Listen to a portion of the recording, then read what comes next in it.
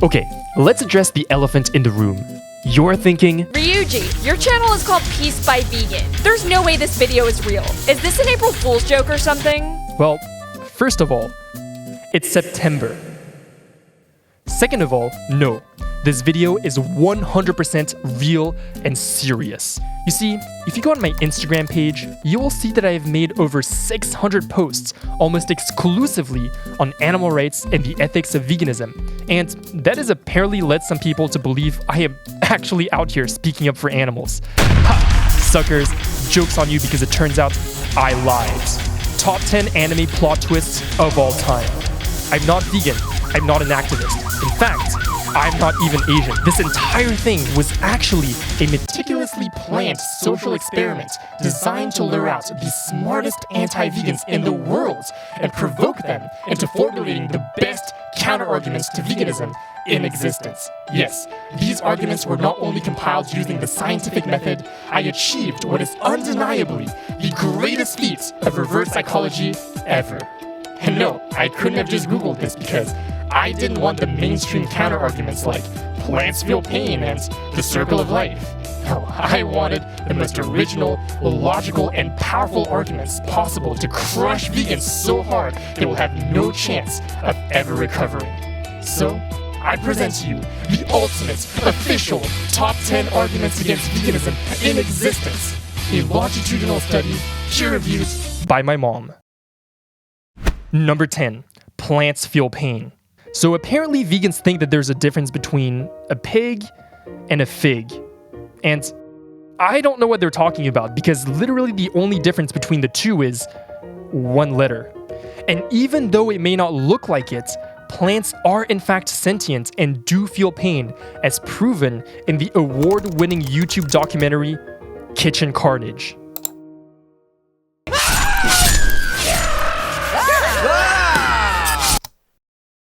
See, and since plants feel pain, what's the point of being vegan?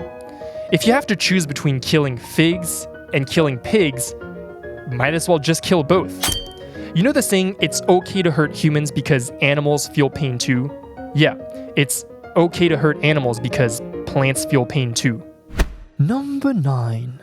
The Circle of Life. I find it baffling that vegans seem to not have heard of the most basic law of physics. Survival of the fittest. If a lion is stronger than a gazelle, he's going to devour her. If a shark is stronger than a tuna, she's going to eat his ass. And if I'm stronger than little Timmy, I'm gonna steal its lunch money. Might makes right. It is an undeniable part of the animal kingdom. We humans should base our morality and lifestyle on the behavior of our closest relatives, lions. Since causing harm is unavoidable, there is no point in doing what we can to minimize it where we can. If you want to learn more on the topic of evolution, make sure to catch my new special on Nat Geo called Pokemon. Number 8. Veganism is restrictive. Now to illustrate this one, let's play a little game called Count the Ingredients. The goal is simple, to count the available ingredients for any given diet. The carnivore diet, we have cows, chickens, pigs, dogs, fish, milk, and eggs. The vegan diet, we have lettuce, tofu. That's pretty much it. The carnivore diet destroys the vegan one at least 7-2, and I left out so many other animals we can potentially prey on. Like, what do you even put on your pasta? Tomato sauce? What do you put on your toast? Avocado? What do you put in your smoothies? Blueberries? Vegans have gotten so desperate, they not only plagiarize our food names, like trying to call almond juice almond milk, they also physically plagiarize our food to make it look identical. The other day, I went out to buy sausages, and without realizing it, I accidentally bought... NANI?! Number 7. Kwashiorkor. This won't come as a surprise to you, especially if you know a vegan, because every vegan that I personally know suffers from kwashiorkor, which, if you're living under a rock, is the medical term for describing a protein deficiency. And that's why if you carefully look at photos of vegans, you will typically see that they're very clearly photoshopped. Like, look, I can do this. Just go like this, do this, that, and bam! According to official statistics by the World Health Organization, about 3 out of every 3 vegans actually die at some point. Even those big famous ones, like this guy, Joey, I think, many vegans actually believe he once rose from the dead, but he never did recover from his case of kwashiorkor. And all his videos today are made using holographic technology, kind of like the slaughterhouse footage that vegans like to spread around. Number 6. Animals are not humans. You see, for there to even be a moral dilemma at all about killing and exploiting animals, animals would need to have feelings, the ability to suffer, and the will to live. The problem is, they only have 0 out of those 3 things. And this is not just me saying this, by the way. Proof of this theory can be traced back all the way to the 1600s, when René Descartes, a French philosopher, came to this conclusion using the power of thinking. That's why, by the way, I think this whole humane movement is completely pointless. Imagine a fig company boasting about their high welfare free-range fig farms. Yeah. Number 5. Vegans are extreme.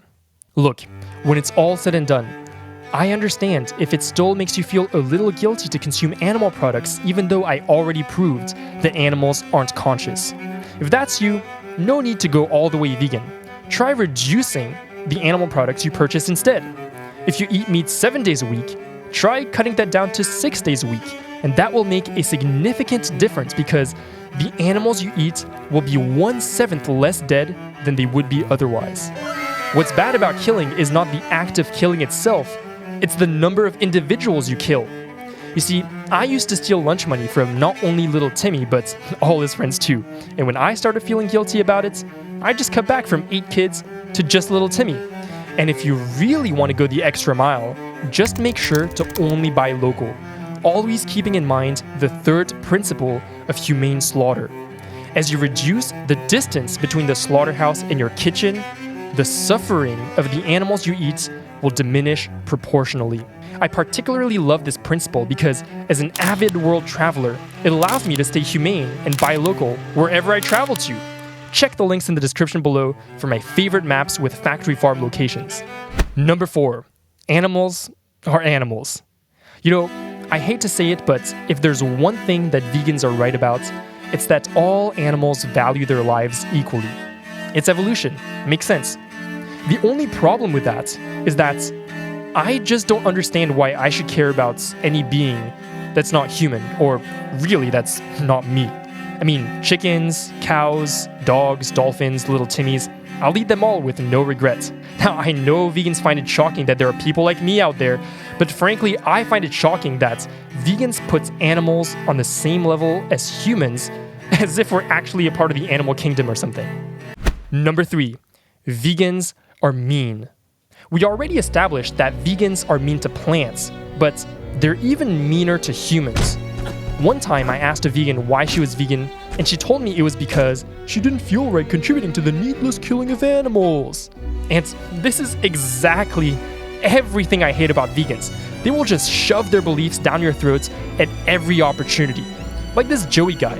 I went on a PETA post one time to make fun of them, and now his face just keeps popping up all over my feed.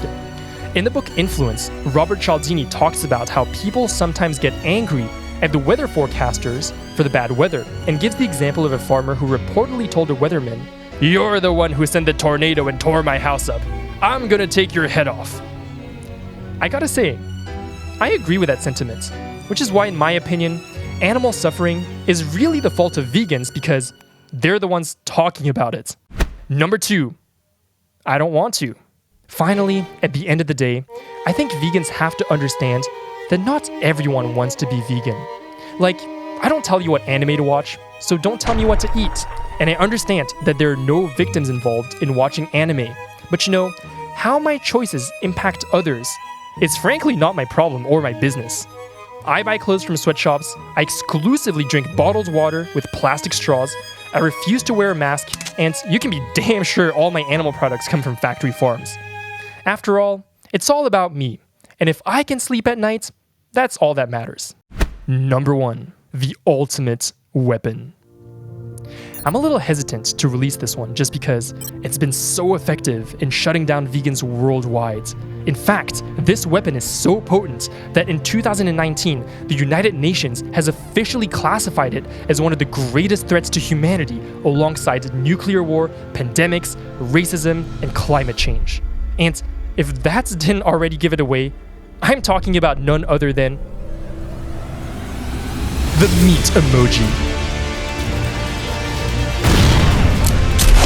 Next time a vegan annoys you on social media, just throw one of these out there, sit back and enjoy the show. On top of that, if you want a physical copy of the meat emoji in order to battle and destroy vegans in real life, I got you covered.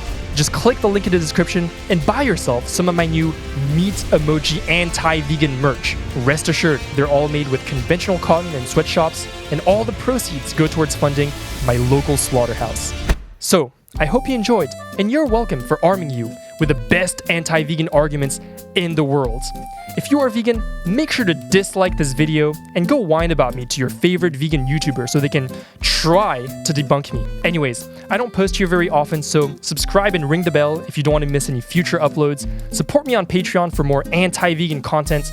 Link in bio to my OnlyFans, and until next time. Honey, get a job. Mom, I'm recording.